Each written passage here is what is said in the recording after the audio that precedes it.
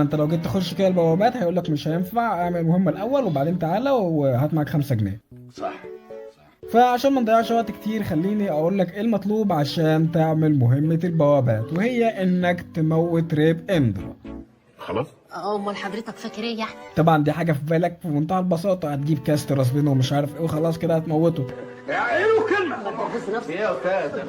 ايه الكلمه قبل ما تقولها. ولكن اللي انت بقى ما تعرفوش ان انت عشان تموت ريب اندرا محتاج الاول ان انت تجيب كاس، والكاس ده يا اما بتجيبه من الصناديق كل 4 ساعات، يا اما بتجيبه من الاليت هانتر اللي بيرسبن كل 10 دقايق وانت وحظك.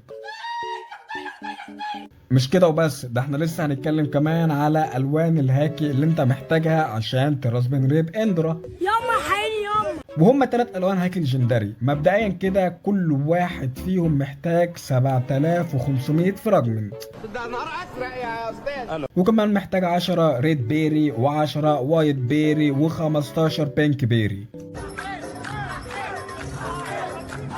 كل ده بقى كوم، وان انت تلاقي الشخص اللي بيبيع الوان الهاكي ويطلع بيبيع الالوان الليجندري اللي انت عايزها كوم تاني خالص.